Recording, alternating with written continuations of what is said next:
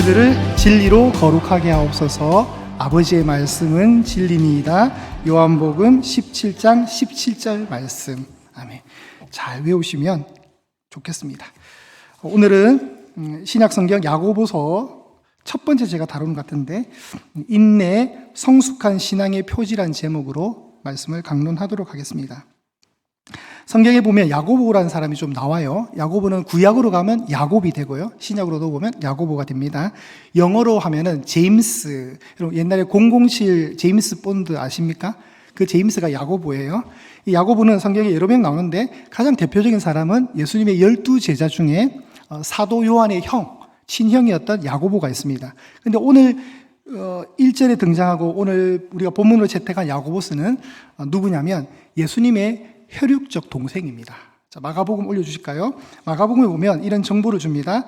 예수님의 직업이 목수였고 아버지 요셉도 목수였습니다. 그 가게를 이어갔습니다. 근데 예수님의 가정에는 예수님만 있었던 것이 아니라 동생들이 있었어요. 야고보와 요셉과 유다와 시몬이라는 남동생이 있었습니다. 그리고 그 누이들이 있었어요. 여동생들이 있었어요. 여동생은 그 누이들 했으니까 최소 2명, 많으면 3명, 4명, 5명도 되는 거예요. 그러면 총 합계 여동생이 2명이랄 때 총 이 가족은 몇 명일까요? 대식구입니다. 대가족. 몇 명일까요? 8명, 꼭 9명 되는 거죠. 어머니 마리아, 아버지 요셉 해서 예수님부터 해가 쭉 나열하면 여동생이 2명일 때는 8명, 여동생이 3명일 때는 9명 이렇게 되는 거예요. 아주 대식구였습니다. 그 대식구들이 이제 예수님을 인정을 했느냐? 인정을 하지 않았습니다. 예수님의 가족들은 예수님을 미친 사람이라고 생각했습니다. 우리 오빠 왜 저래? 우리 형 왜 저래 됐지? 이렇게 되는 거예요. 인정을 받지 못했습니다. 공생의 사역 동안. 사실 그렇잖아요. 30년간 예수님이 가정에 머무시면서 그 동생들하고 이렇게 몇 년씩 차이가 나면 최소한 그 동생들은 10년 이상 그냥 오빠로 여기고 형으로 여겼는데 어느 날 갑자기 회개하라, 천국이 가깝다고 맨날 밖으로만 돌아다니고, 더 신기한 것은 그런 이상한 형을 따라하는 또 무리도 있는 거예요. 그 사람들이 제자들이었습니다. 자꾸 이상한 소리하고 별로인 거예요. 우리 형이 왜 저래 됐지? 여러분, 저도 교회를 다니고 신앙생활 할 때 저희 어머니가 항상 저를 미친놈이라고 했습니다. 예수한테 미친놈이라고 했고 교회가 그렇게 좋냐고 늘 조롱을 하셨습니다.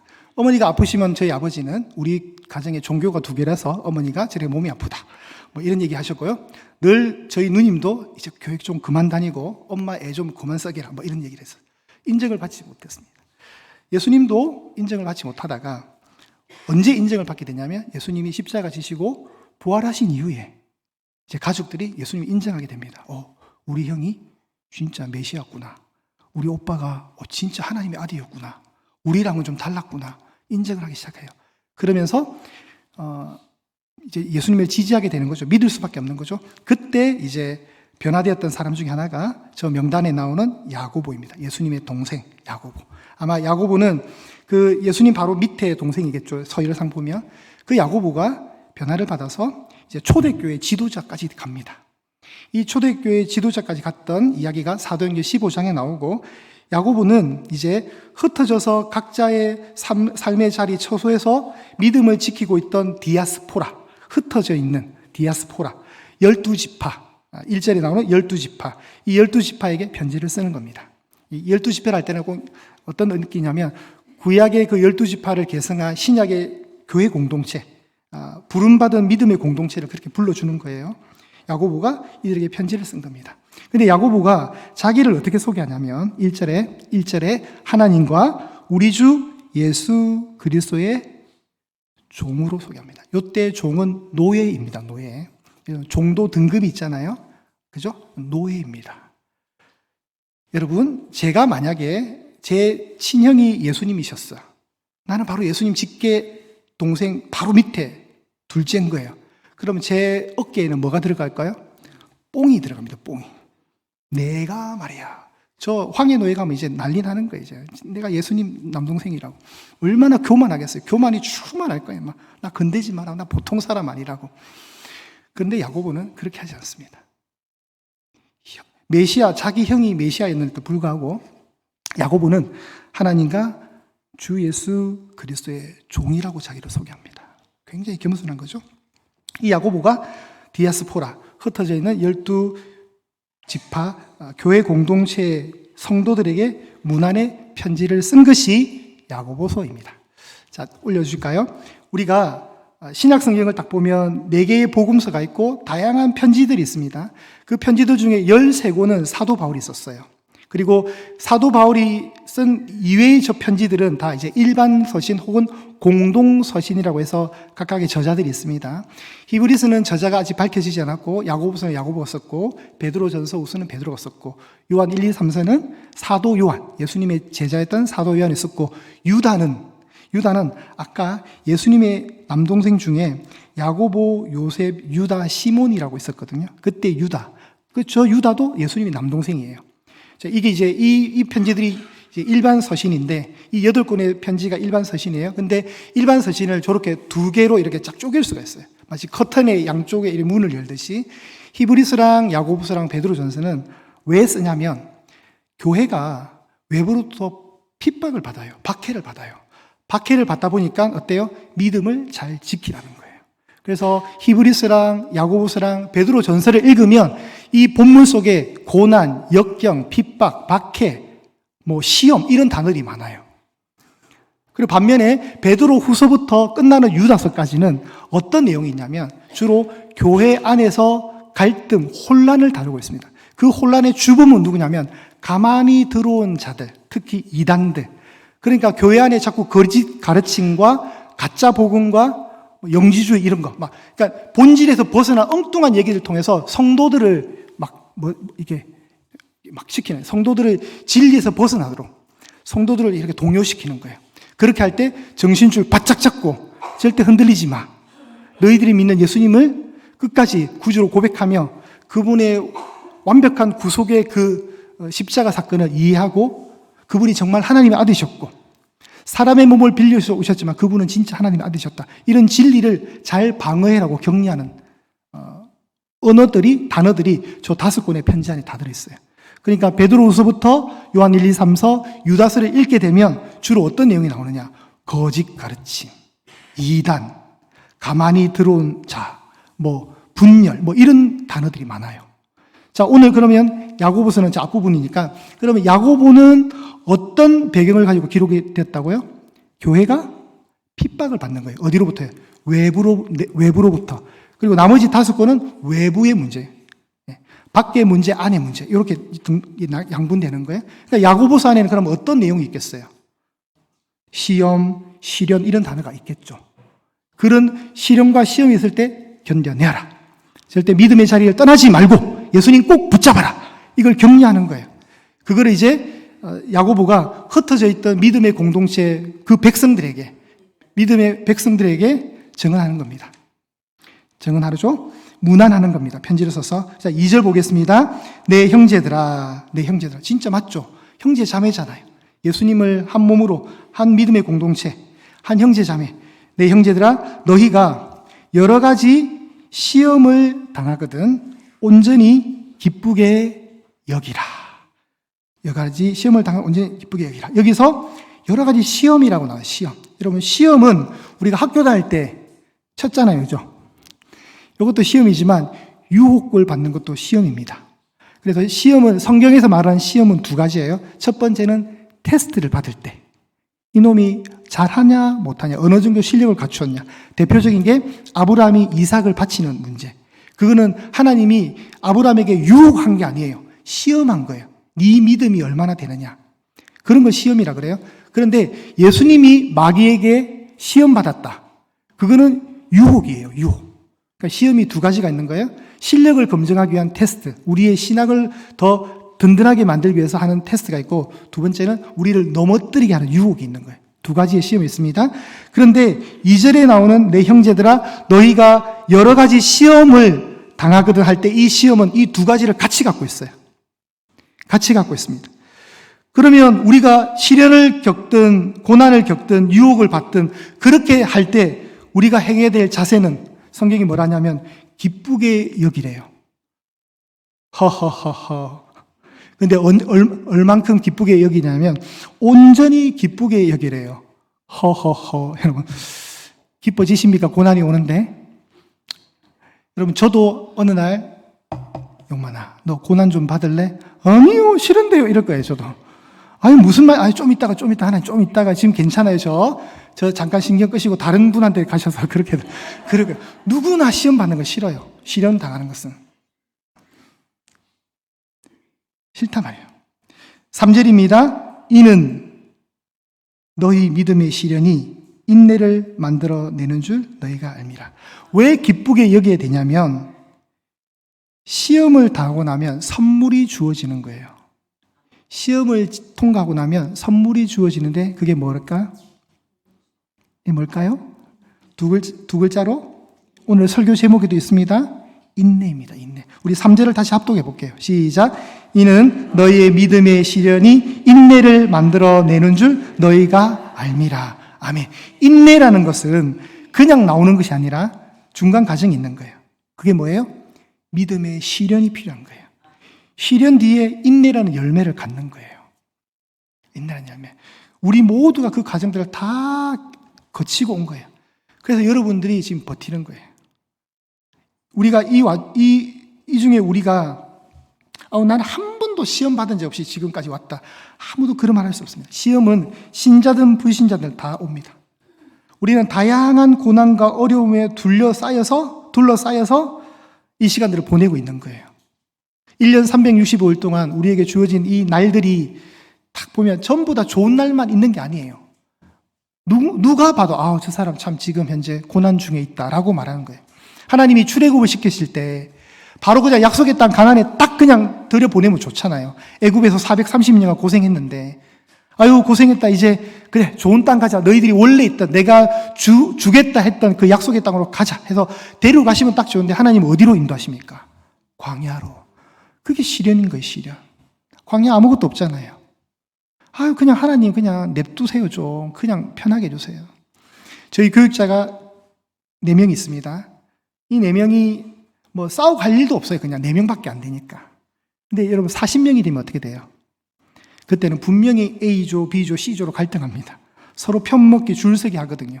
그런 교회 저도 있어 보니까 난리도 아니에요. 교육자니까 더 성숙할 것 같잖아요. 똑같습니다, 여러분. 다 죄인 덩어리입니다. 제가 처음 사역할 때 그 교회도 목사님이 계셨거든요. 그 중에 부목사님 한 분이 저를 참 싫어했어요. 참 싫어했어요. 나도 엄청 미워했어요. 누가 하나 죽어야 끝장나는 그런 미묘한 갈등들. 정말 저 인간만 없으면 내가 이 전도사 좀 더 잘할 수 있는데, 정말 그런 게 있다니까요.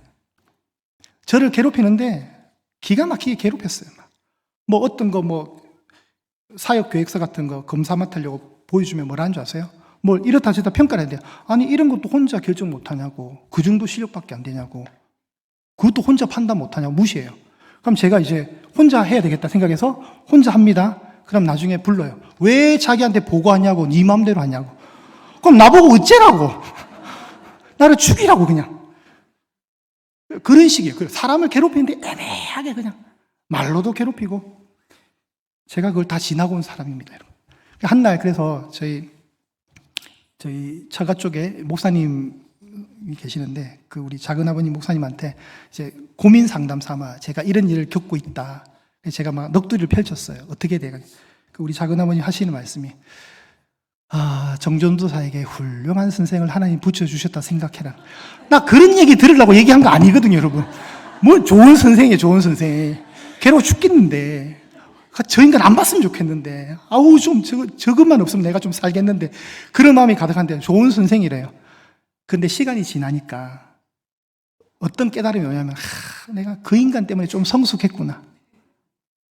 진짜 그런 거예요. 그러니까 그냥 지나가는 건 없는 거예요. 그거 다 누가 하신 거예요? 결국은 저는 하나님이 하셨다고 밖에 말 못하는 거예요. 사탄이 주관해가지고 한 것 같진 않아요. 그러니까 하나님이 우리 인생에 다양한 고난과 어려움을 주시는 거예요. 우리를 연단하기 위해서. 그런 시련을 다 겪고 나면 결국은 우리 안에 주어지는 선물이 뭐라고요? 인내라는 거예요. 참을 이자 새기면 살인도 안 해요, 여러분. 인내는 성숙한 신앙의 표지예요, 그래서 저는 이게 저보다 훨씬 신앙적 연배라든가 삶의 어떤 시간들을 많이 보내신 어르신들하고 대화를 하다가 주로 이제 고난당한 이야기, 이런 거 이제 썰 푸시면 이거 6.25 때부터 시작해가지고 올림픽 지나서 월드컵 지나서 얘기가 막 풀어지거든요. 그런 얘기들을 다 듣고 나면 존중하는 마음이에요. 존경심이 생겨요, 진짜. 그러면서, 이 권사님과 이 장로님과 이 집사님을 통해서 일하셨던 그 하나님이 참 크게 보이는 거예요. 이렇게 빚어가기까지 이렇게 강한 믿음의 사람으로까지 끌고 오신 그 하나님의 섭리가 참 대단하다. 그러면서 저도 그분을 존경하게 되는 거예요. 참, 같은 신앙이지만 참 존경스럽다. 그 고난의 시간들을 다 의연하게 통과해내신 그 과정들의 얘기를 다 들으면서 참 존경스럽다는 마음이 들을 때가 있어요. 하물며, 여러분, 그런 소중한 결실인 인내가 얼마나 우리에게 필요하겠습니까? 하나님이 그 인내를 그냥 주시지 않고 시련을 통해서 주시는 거예요. 그럼 이제 어떤 상황까지 가야 되느냐? 그 인내를 심지어 4절에 보시면 합독합니다. 시작. 인내를 온전히 이루라. 여기까지 읽겠습니다. 인내를 어떻게 하라고요? 온전히 이루라. 이거를 다른 번역을 보면 이렇게 읽어도 됩니다. 인내를 한껏 발휘해라. 혹은 인내를 충분히 발휘해라. 심지어는 헬라어로 직역을 하면 인내가 온전한 행함을 가질 수 있도록 해라. 여기까지 가요. 인내를 온전히 이루래요. 여러분 이루시기를 축복합니다. 서툴지만 그렇게 갈 겁니다. 왜 그러냐면 이는 너희로 온전하고 구비하여 조금도 부족함이 없게 하려 함이라. 인내가 왔습니다. 인내를 이루었습니다. 그러면 우리가 어떻게 되냐면 온전하고 구비했다. 빠짐없이 모두 갖췄다는 뜻이죠. 완전했다는 거예요. 조금도 부족함이 없게 되었다. 자, 다시 시련이 옵니다. 그러면 시련 뒤에 그 시련은 무엇을 낳습니까? 어떤 결과를 낳습니까? 인내를 낳습니다. 그러면 그 인내는 무엇을 낳습니까? 온전하고 구비하여 조금도 부족함이 없는 우리 신앙의 그 믿음을 낳는 겁니다. 이 구조를 가지고 야고보서 1장 15절을 읽어보겠습니다. 야고보서 1장 15절 찾아보실까요? 바로 밑에 있죠. 시작. 욕심이 잉태한 즉 죄를 낳고 죄가 장성한 즉 사망을 낳느니라. 아멘. 똑같은 패턴이에요. 똑같은 패턴. 어떻게 읽으면 될까요? 시련이 잉태한 즉 인내를 낳고 인내가 장성한 즉 온전하여 구비하여 조금도 부족함이 없게 한다. 이런 말이에요. 단계가 있는 거예요. 누구도 이 시련과 시험이 없이는 인내가 나오지 않는다는 겁니다. 하나님은 이런 선한 결과를 우리에게 주시기 때문에 우리가 때로는 시련받도록 고난받도록 합니다. 가만히 우리가 이 현대사회를 살아가다 보면 우리가 주로 걱정하는 큰 테두리는 몇 가지밖에 없어요. 결국은 건강의 문제예요. 우리가 시련을 받잖아요. 그럼 병원에 갔는데 큰 병원으로 가봐라. 그때부터 이제 마음이 복잡해지죠. 경제적 어려움에 관한 문제가 또 있어요. 그런 시험이 있습니다. 사업이 갑자기 휘청거리고 장사가 너무 안 되고 가게를 했는데 갑자기 회사에서 그냥 조기 은퇴, 권면받고 이런 식의 안정적인 어떤 흐름들이 다 단절되기 시작해요. 그리고 인간관계의 갈등, 제가 겪었던 것처럼 좋은 선생 만나는 그런 과정들 있잖아요. 그런 과정들 속에 우리가 놓이게 됩니다. 그러니까 이런 걸 딱 만나면 우리가 다 고민하는 게 뭐냐면 하나님 왜 하필 나입니까? 왜 옆에 인물은 건강하고 별로 아프지도 않고 경제적으로도 어려운데 왜 나는 이런 게 자녀의 문제도 그렇고. 그래서 하나님이 더 강한 믿음의 사람으로 하나님이 키우기 위해서 우리에게 그 시간들을 주는 줄을 믿으셔야 됩니다. 그게 해석입니다. 그러면 왜 나일까? 왜 하필 나인가를 우리가 고민할 때 우리가 풀 수 있는 이 깝깝한 문제의 정답은 성경 안에 있는 거예요. 성경 안에서 찾는 겁니다. 그럼 우리가 이런 고난이 있을 때 이런 문장들을 보는 거죠. 이런 문장들을. 그래. 시련이 인내를 만들어내는구나. 시험을 만나거든 온전히 기쁘게 여겨야 되는구나. 성경이 그렇게 말하는구나. 그러면 믿는 거예요. 왜냐하면 이 말씀은 살아계신 하나님의 말씀이니까. 그 과정이 그냥 있겠습니까? 우리가 여러분 두통에 시달리면 약을 먹잖아요. 근데 그 약을 계속 섭취하다 보면 안 들을 때가 있어요. 그러면 약을 바꾸잖아요. 그런 걸 뭐라 그래요, 여러분? 뭐가 생겼다 그래요? 약물의 내성이 생겼다 그러잖아요. 제가 지난주에 좀 급체를 해가지고 좀 허우적거리다가 부활을 했는데 저를 살린 약이 있습니다. 타이레놀이라고.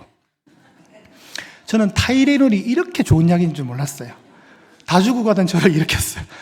지끈지끈 막 두통이 오고 막 근육통이 오는데 사모가 그걸 먹으래요. 그래서 처음에 하나를 먹고 좀 괜찮았는데 또 약간 정상이 안 나타나길, 정상이 좀 회복이 안 되길래 마지막 한번 자기 전에 먹었거든요. 거짓말처럼 헐크가 되는데 이 막 힘이 막 불끈. 이 타이레놀이 나를 살렸구나.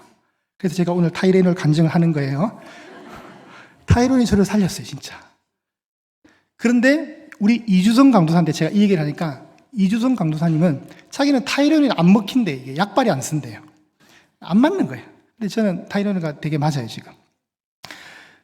그런데 우리가 어쨌든 그 약물이 이렇게 반복되다 보면 약물이 어느 정도 이제 내성이 생긴다고 하듯이 여러분 이게 내성이란 이 약물의 효과가 우리가 좀 부정적으로 보지만 이게 믿음의 세계로 볼 때는 여러분 잦은 시련과 고난이 여러분의 내성을 만들 수 있다고 저는 생각합니다.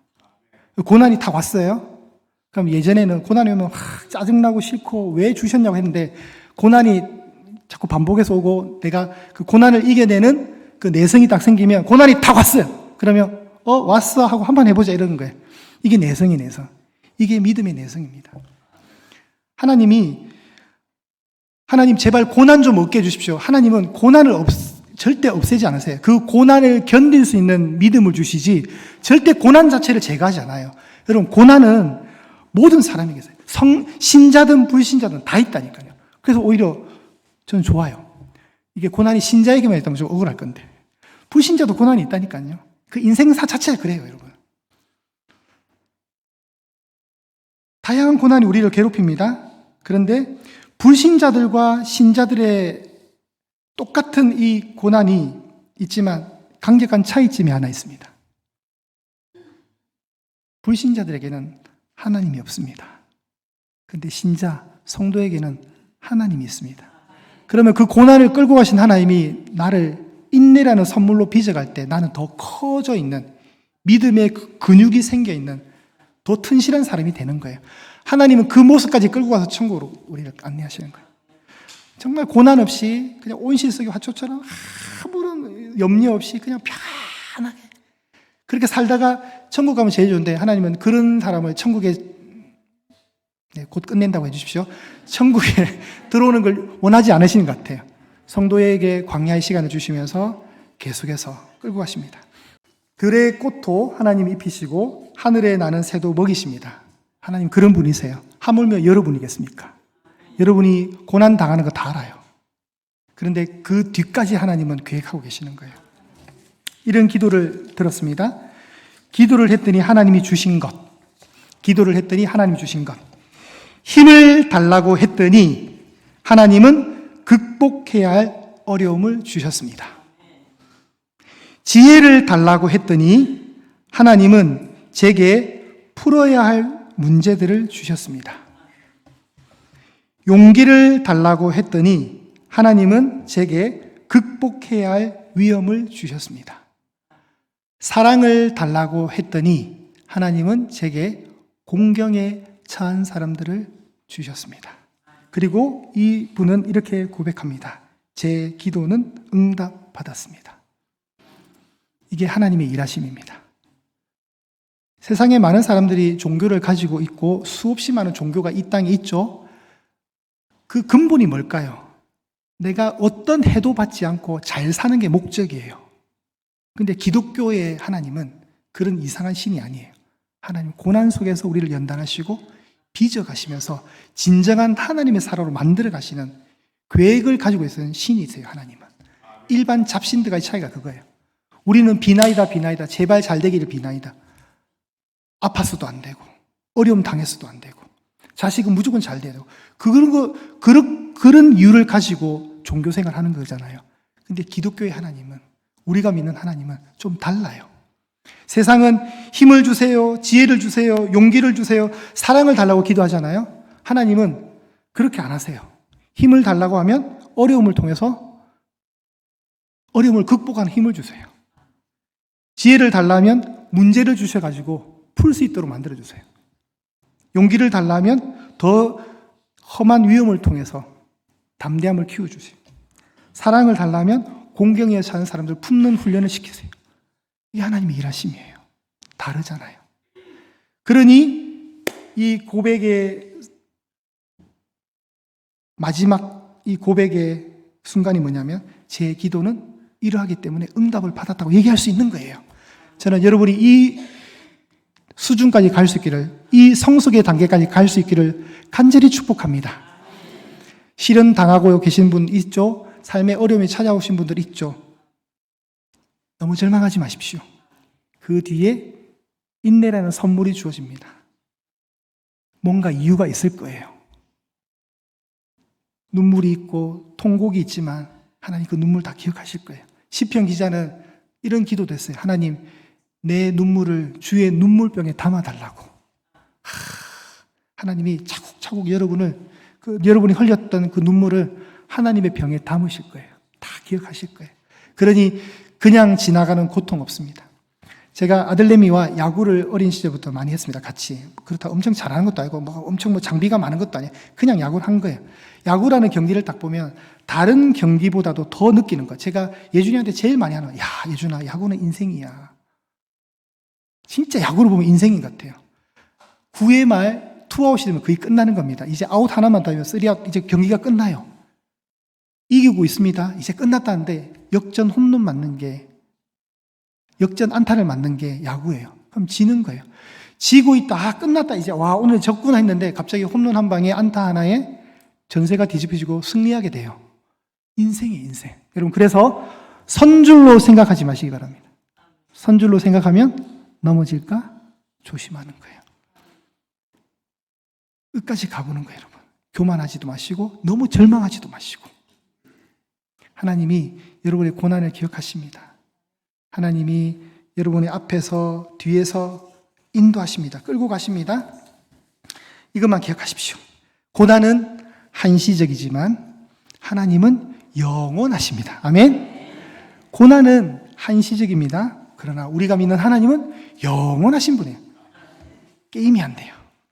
그 하나님이 여러분을 사랑하신대요.